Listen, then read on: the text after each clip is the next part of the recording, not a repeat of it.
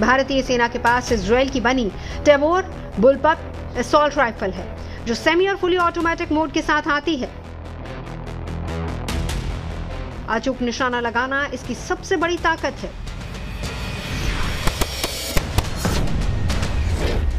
भारत में Tavor rifle के अलग अलग वर्जन्स मौजूद है, जिसे TAR-21, G-TAR-21, C-TAR-21, S-TAR-21 और M-TAR-21 वेरिएंट्स शामिल हैं। टेबोर TAR-21 नजदीकी लड़ाई में बेहद कारगर हथियार माना जाता है। खासकर छुपे हुए आतंकियों का खात्मा करने में इसका इस्तेमाल होता है।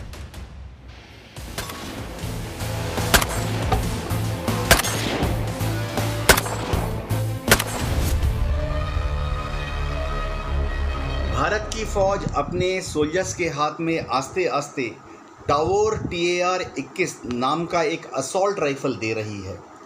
इस राइफल से 5.56 कैलिबर के बुलेट्स को फायर किया जा सकता है।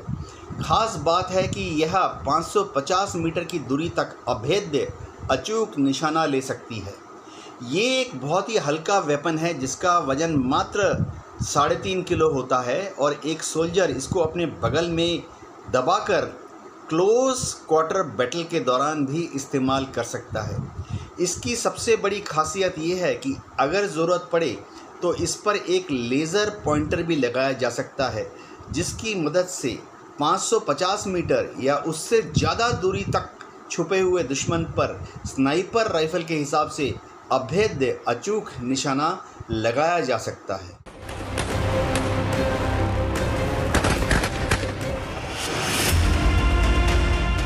टेबोर राइफल को सबसे पहले SFS में इंडक्ट किया गया था। बाद में शॉर्ट बैरल वाले वर्जन के साथ इन टेबोर राइफल्स को आर्मी के पैरा SF और नेवी की मार्कोस में इंडक्ट किया गया।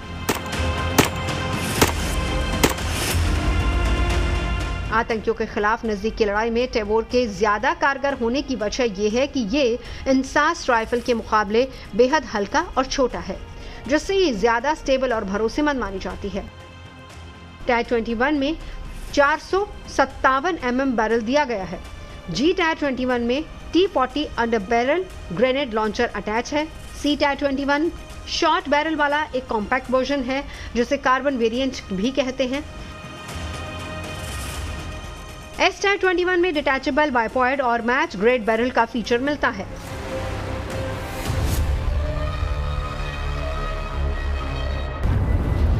भारतीय सेना, वायुसेना और नौसेना बड़े पैमाने पर इजरायली हथियारों और उपकरणों का इस्तेमाल करती है। इजरायल के कुल हथियार निर्यात का 41% सिर्फ भारत का होता है। ऐसे में भारत इजरायली रक्षा सहयोग के लिए अब तक का सबसे बड़ा ग्राहक है।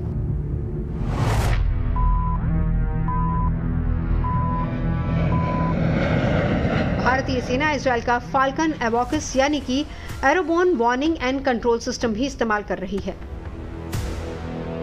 अबाकस हवा में उड़ता हुआ सर्विलांस सिस्टम है, जो हवा में किसी भी तरह के खतरे की चेतावनी फौरन देता है। अबाकस की मदद से हवाई हमले किए जाते हैं या हमलों को नाकाम भी किया जा सकता है।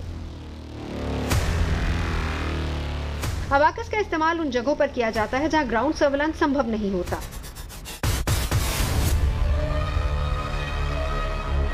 और सटीक लोकेशन का पता लगाने में एवॉक सिस्टम काफी मददगार साबित हुआ और तब से लेकर अब तक ये भारत के लिए काफी मदद करता रहा है। इसकी मदद से भारत के खिलाफ 2 फ्रंट पर मोर्चा खोलने की तैयारी कर रहे देशों के दुश्मन पर नजर रखी जा सकती है।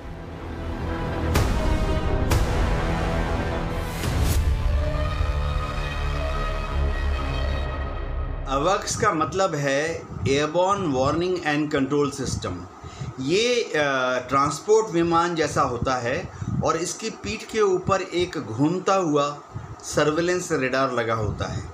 इस रेडार की मदद से कमांडर को आसपास 300-400 किलोमीटर की दूरी में उड़ने वाले सारे शत्रु के विमान दिख जाते हैं। कमांडर को अपने जहाज भी अवॉक्स के रेडार पर दिख जाते हैं।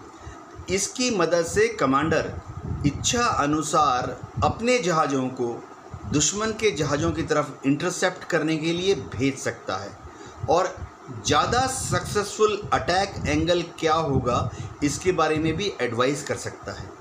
इसी तरह से अवॉक्स के रडार स्क्रीन पर उड़ते उड़ते हवा में ही जो कमांडर है वो दुश्मन के इंटरसेप्टर को दे सकता है, और अगर दुश्मन का इंटरसेप्टर हमारे जहाज़ की तरफ आ रहा है हमारे जहाज़ को शूट डाउन करने के लिए, तो कमांडर उसमें जो फाइटर कंट्रोलर होता है वो हमारे जहाज़ के पायलट को वार्न कर सकता है एडवांस में कि दुश्मन का जो जहाज़ है वो हमारे तरफ बढ़ रहा है और किसी भी समय लॉन्ग डिस्टेंस से long range air to air missile fire करके हमारे जहाज़ को नष्ट कर सकता है।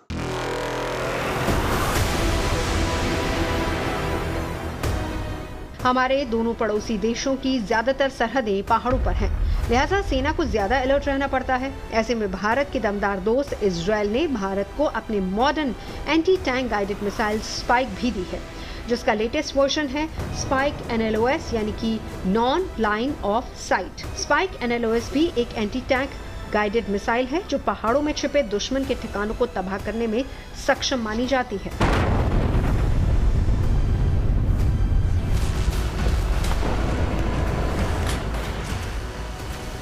भारत को इजरायल से स्पाइक NLOS मिसाइल मिली है। हेलीकॉप्टर से दागी जाने वाली स्पाइक NLOS 30 किलोमीटर की दूरी तक अपने टारगेट को तबाह कर सकती है।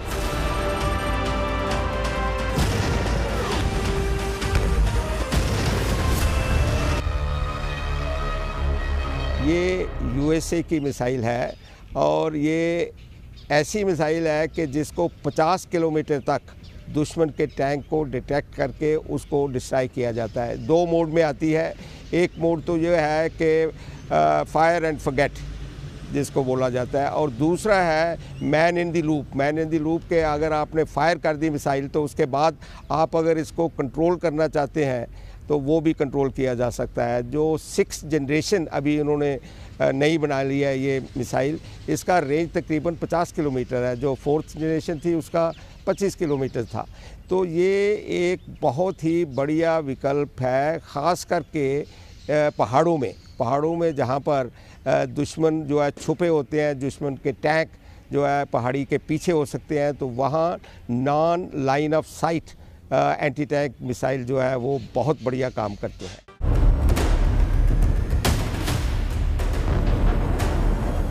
हवा से दागी गई NLOS मिसाइलें न सिर्फ दूरी से बल्कि जंग के मैदान में ग्राउंड टारगेट पर कम दूरी पर रहकर भी दुश्मन की सेना को नुकसान पहुंचा सकती हैं।